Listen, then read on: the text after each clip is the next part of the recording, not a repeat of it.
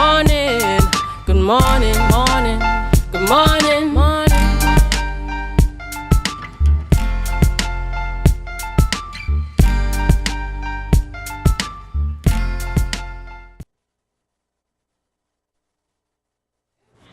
Welcome back to the Tobago Updates Morning Show.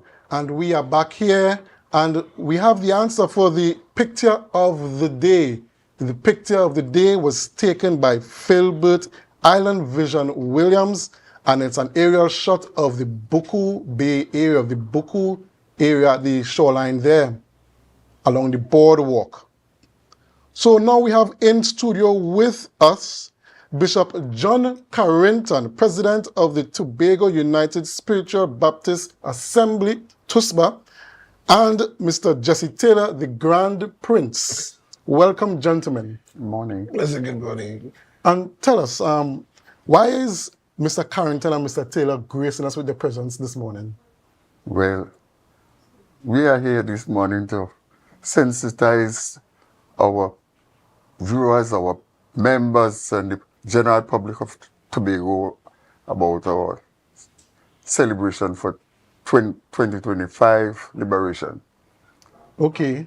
And Mr. Taylor, just tell us about the calendar of events and how the celebrations started. Has it started already for the season? Well, yes, indeed, it has. Good morning, Tobago, all of our spiritual Baptist supporters, practitioners, and all those who are the reason why we are doing what we are doing in Tobago.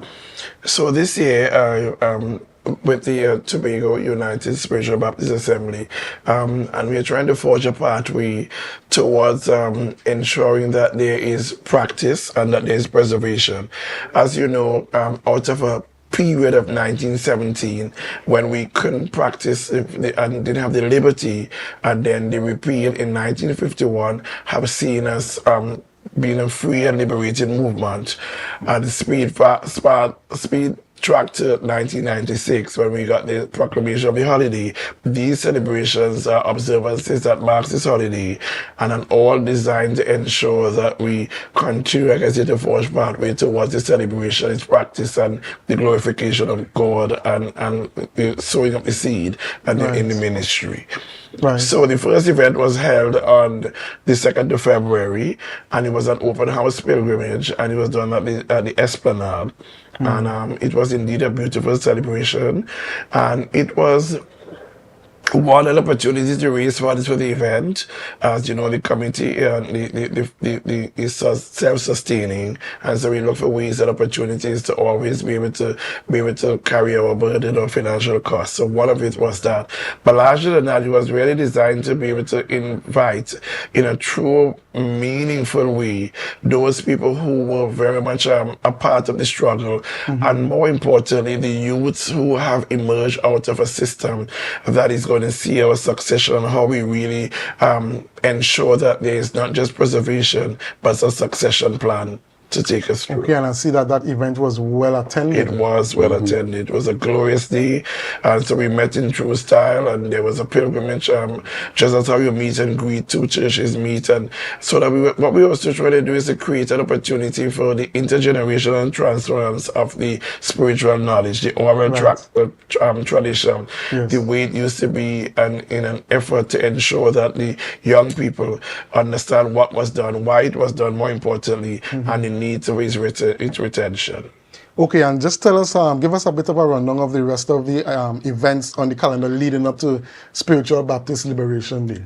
So Saturday we had the library, Bishop. You were at 4 p.m. 4 p.m. Yes, and at this Anne Mitchell Gift auditorium, and this opportunity is really a collaboration with all the other persons and the other institutions at that. So this is titled "The Journey Continues," and the journey continues to what? The journey continues to what's ensuring that we create balance and that we use the opportunity to get commendations, to get support from the other churches, the other institutions that are religious, non-religious, African, Hindu, Baha'i. So we have, over the years, we have normally done it at the official celebration, the 30th. This year we created a special event to mark that, and that's why it's called The Journey Continues, because we go together, because we are brothers and sisters in doing what we do, which is the Master's will in this particular case. Okay, Mr. Carrington, Mr. Taylor just spoke about making connections with other religious organizations and so forth. How has that those efforts been over the years? Have you all made those sort of connections and build those sort of relationships with the different organizations over the years? Oh, sure, we have been doing that.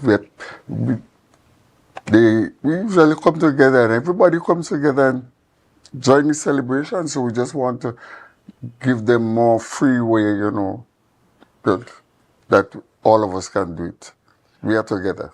Yes, and I know that in the past that there would have been, I don't want to say tensions, but perceptions of the Baptist faith by other religious organizations or even Christian denominations. In 2025, do you have an idea that that bridge has been gapped? I think so. It has been shown, you know, time after time that more denominations have been collaborating with us. So I don't see us breaking now. Yeah, certainly. I am one way in here. Yes, I am a testimony to that. I've seen that. I've seen the growth. I mean, there are a number of persons from across the Seventh-day Adventist right up to that has confirmed there that year after year you'll have seen the growth in the organization who continue to join not only in the commendation but attend the celebration. So because of that, it has grown in such an enormous and magnificent way. We thought it's best to have an evening that truly allows us to be able to appreciate those people who appreciate us and how valuable we are, because one of the adage is that we are certainly better together than we are apart. And with this growing appreciation, have you seen a growth in the numbers within the spiritual Baptist community over the years? That was evident at the and we judge by what we've seen. I think there has been a resurgence, certainly a reawakening, and what I think we're particularly proud of is that we think that a lot of young people, because we have over the years, even pre-COVID and during COVID, we have lost a lot of our elders, so that we trying to bridge the gap in terms of how we celebrate them and appreciate them, but more importantly, how we allow the elders to be able to be the knowledge bearers, to teach us what we need to know, what we need to know in order to ensure that there's survival of the faith. Because you know, as the Bible says, we wrestle not against flesh and blood, but there's so many other things happening in this space, and Trinidad and Tobago certainly we have seen that. Yes. So we, as a deterrent to other social ills and social disorders, we are using this opportunity to group the people together so that we can ensure that they are not just better people in the island and better Christians, but better contributors to our nation. And finally, Mr. Carrington, just tell us what are the plans for the big day itself? Well, we are working on that. Truly. We want to make sure that we have, you know, that kind of celebration, grand celebration. We have been having it, but I think this year we want it to be bigger. We're expecting it to be bigger in any case. All right. Thank you very much, gentlemen, for coming on to speak about your celebrations for Spiritual Baptist Liberation Day. We know it's something that you could always look forward to. The Spiritual Baptist community always brings that passion and drive and energy towards worshiping God. So before we go to our break, we will go to our back in the day image. Let's bring up our back in the day image.